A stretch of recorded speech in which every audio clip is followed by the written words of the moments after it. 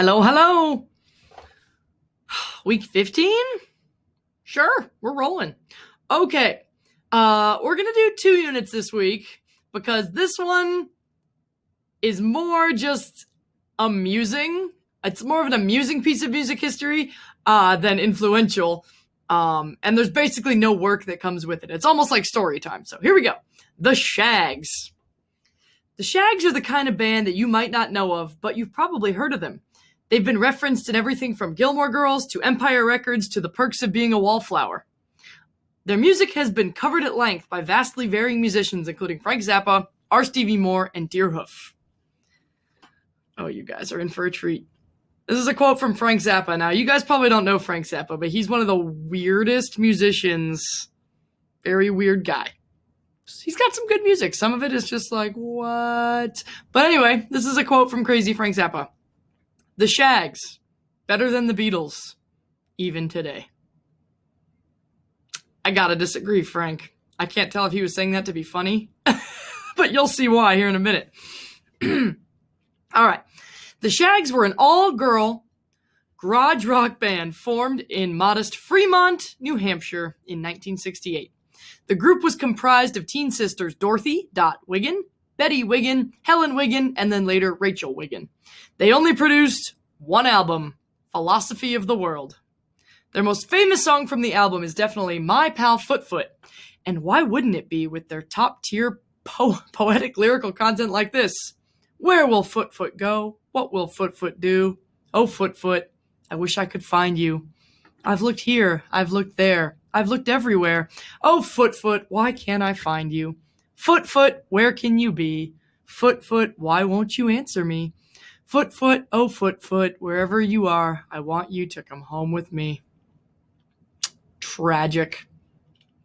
A lamenting ballad for the ages. When one thinks of a proto-punk garage rock band, images of rebellious teens tend to come to mind, looking for music as an outlet for angst, pain, and creativity. This isn't quite the case when it comes to the Shaggs. Their father, there's the real story, here we go. Their father, Austin Wiggin, was convinced that the girls would be famous, and he forced, his daughters to form the band. The basis of his belief came from his mother, who was a palm reader. She predicted her son would marry a blonde woman, bear two sons after her death. That doesn't make sense. I don't know if that's a typo or whatever. And that his daughters would become famous musicians. Bear two sons after her death. That doesn't make any sense. The article I got this from was clearly confused. Anyway, and then his daughters would become famous musicians. When the first two predictions came true, wait a minute, Austin became obsessed with making the last one come true, the latter one. This section of the Shaggs' history gets kind of dark, as it's hard to look at a father forcing his unwilling daughters into a band to fulfill a prophecy as anything other than kind of abusive. Dot Wiggin once said of her father, quote, he was something of a disciplinarian. He was stubborn and he could be temperamental. He directed, we obeyed, or did our best. Determined, Austin Wiggin worked tirelessly to transform his daughters from normal New Hampshire teens into fame-ready musical masterminds. They grew up in a culturally isolated existence. No friends, no boyfriends, often only family, social interaction. And he also, ironically, would not let them listen to music. I think he also homeschooled them. So he didn't let them have any social interaction or anything. He just was focused on them learning music.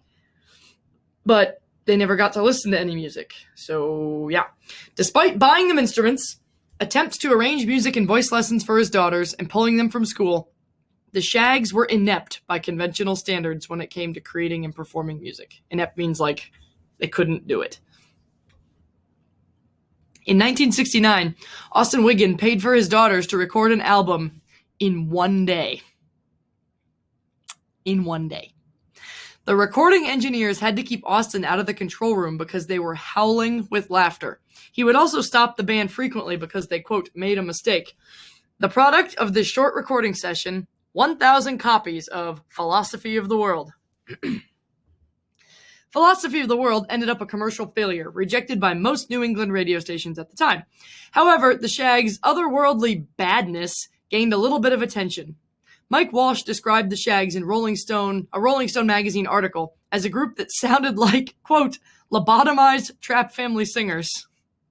A lobotomy is an old school thing that they would do to people before we understood brain function, where they would shove a metal rod up your nose and screw up your brain because they thought it would like fix people that had mental illness. And the trap family singers is the family from The Sound of Music.